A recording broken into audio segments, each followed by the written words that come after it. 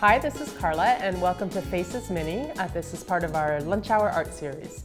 And this particular class is a shortened version of Faces 101, which was one of my first classes.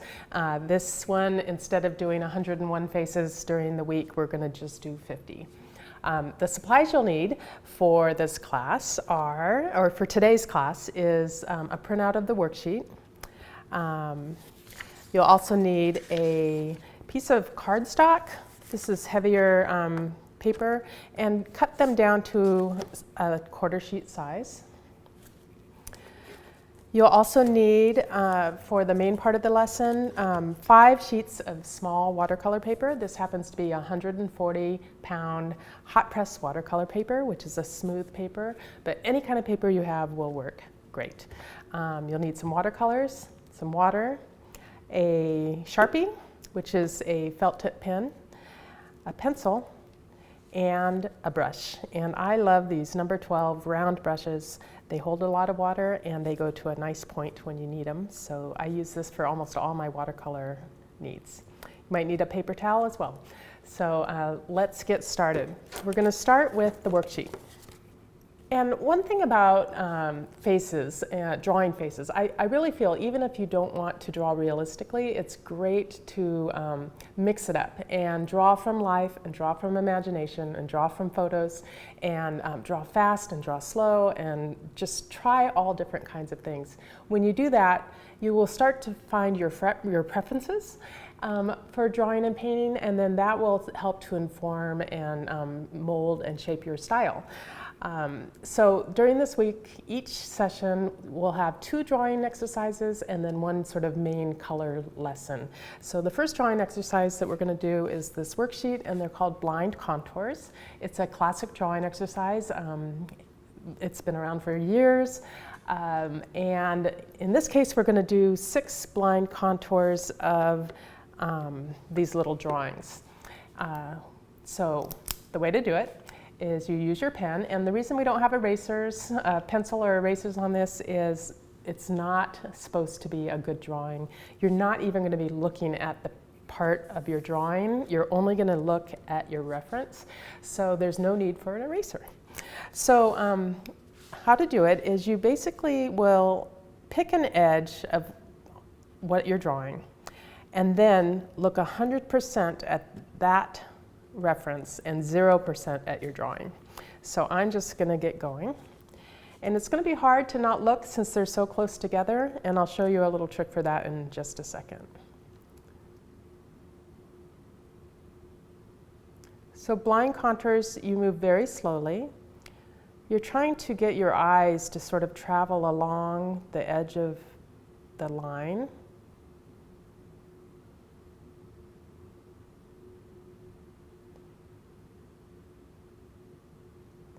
Again, I'm not looking at this part. I'm going to help myself by just putting my hand up to keep myself from cheating. So from my view, I can't see the little box that I'm drawing in. And you might forget which lines you drew and which lines you didn't. Don't worry about that. Just keep going. Again, it's a practice drawing. I had an art teacher tell me once that if they don't look funny at the end, you didn't do it right, which I thought was a great comment about blind contours. Okay, so there's my blind contour. What's great about these is even though they are not ever necessarily good or finished drawings, they often have a lot more character and personality than if you had looked while you were drawing. So the first part of your assignment today is to do 6 of these blind contour drawings, 2 of each of these little drawings. Okay, so the next thing we're going to do, the second drawing assignment, is to take one of your little quarter sheets, and you're going to do a non-dominant hand drawing of a friend or a spouse or a neighbor, somebody who is willing to model for you. If you don't have anybody, you can draw from a photograph. But I'm going to draw Steve, who is behind the camera, and I'm right-handed, so I'm putting my pen in my left hand. And the idea for this exercise, it's kind of similar to the blind contours in that you really, because you have your non-dominant hand, you don't need to worry about how good this drawing is. It can be not good because your lines are going to be shaky. You don't really know probably how to draw a straight line with your non-dominant hand. So it helps to take all the pressure off. Also, we're still using pen. You make an errant line, all you need to do is just go back to where you went awry and restate it. So I'm going to get started, and I'm going to look here at Steve. And I'm looking at my model more often than my paper.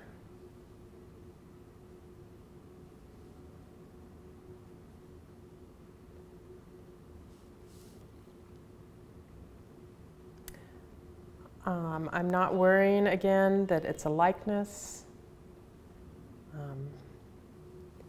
I know that when I teach this live, there's a lot of laughter during this part of the class. Oops.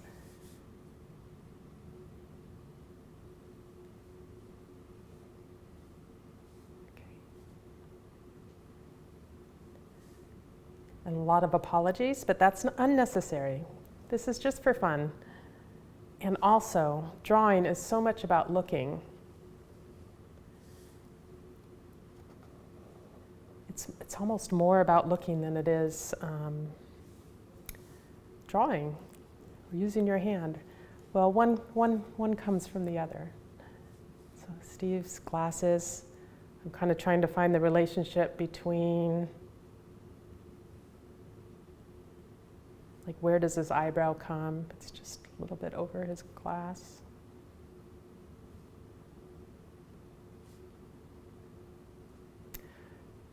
He's not smiling.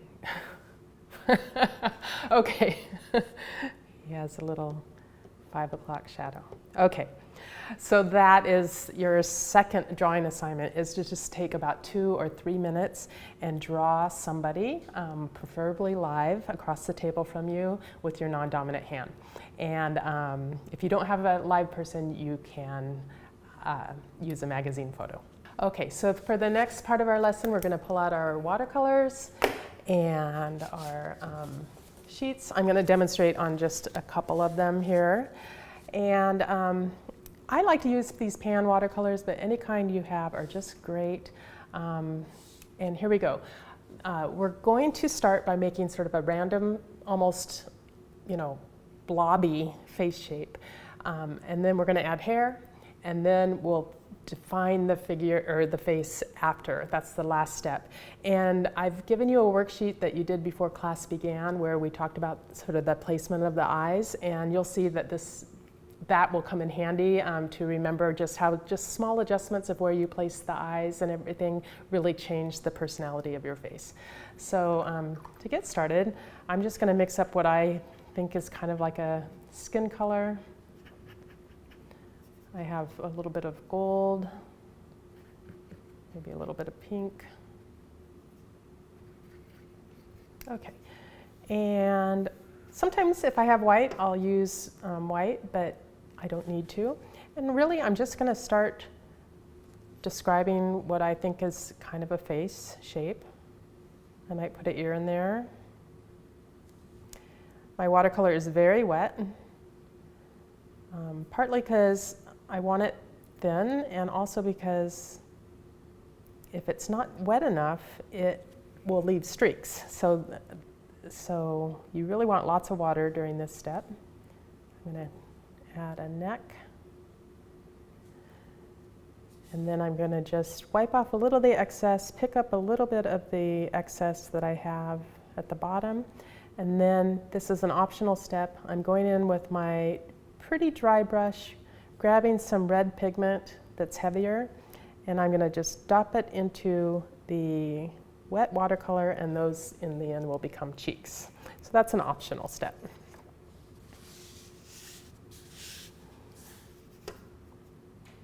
If I want a darker skinned person, I can add a little bit of black or brown and do the same thing. My brush is very wet. Maybe I'll do a profile.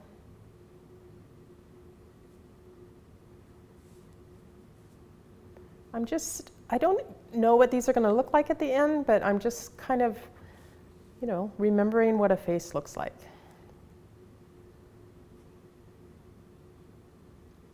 A lot of drawing is from memory. And again, I've wiped off the excess, and I'm going to just pick up a little bit of that extra paint on the bottom. Go in with my dryish brush, get some of that red pigment, and get that cheek in there. Okay.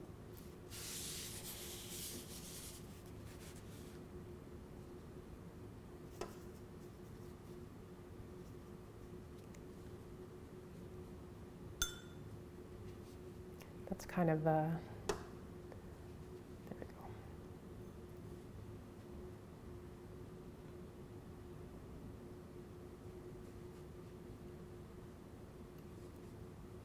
You can work fast or slow.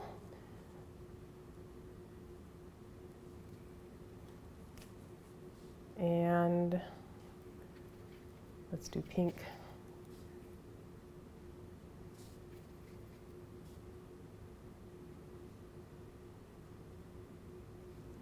And now, before we go to the next step, you need to let these dry completely. So these are dry now, so we can move on to the hair step, which is the next step. I'm going to start with this guy because he's probably the driest of the three. And I'm just going to move some paint off the palette. And I'm going to start with this one. Let's see if I can I might start with brown hair, but I always will add another color because it just makes it more interesting. These are imaginary faces, so you don't have to have hair that looks realistic. I'm just going to start placing my water in here.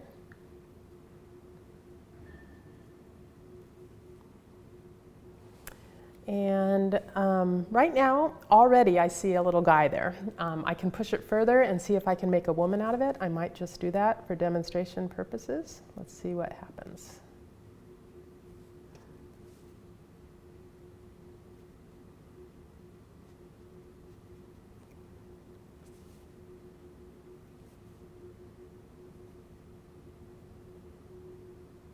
Okay, so there's my first one.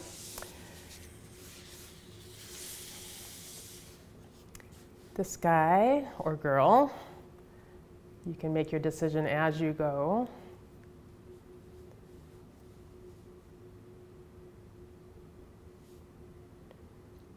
I try not to rush this step, partly because I might decide, right now, like this might be a teenage boy with sort of a short haircut. And if I had rushed right in and done the hair long or something like that, I wouldn't have that opportunity. So work at your speed, but just be aware of that you might want to, slow down if you want these surprises to happen. So I'm going to pretend that he's sort of shaven there. Maybe he has a tiny little mustache.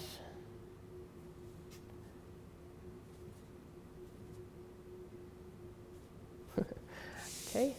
And then the last thing I just want to show you is you can I've mixed the colors on the palette, but now I'm going to show you, it's kind of similar to the cheeks where you can add some color for the hair, for example.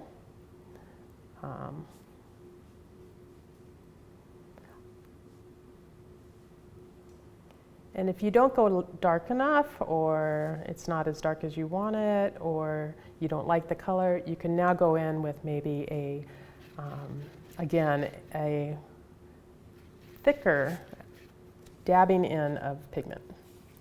And this will cause your hair to be very interesting.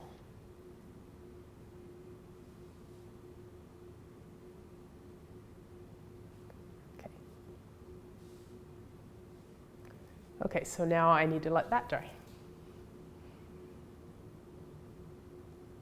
So these are dry now, and I'm just going to show you how to do the pencil step and send you on your way. I'll just do this guy here. And I like to tell my students and do myself with this is to keep my hand pretty loose. Try to replicate the same feeling that you had with your non-dominant hand drawing with your dominant hand. Also, when you keep it loose, it sort of mirrors the watercolor aspect of this media. So I am not doing just a straight hard line, but little short sketchy lines. I really want it to feel loose.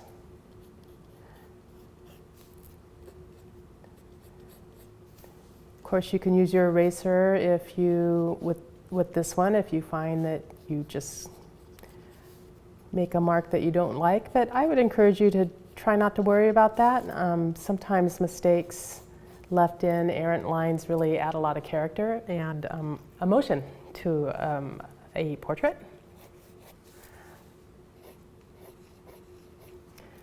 And so I got some shoulders in there. I've got his little shaved head. He probably needs an ear, doesn't he?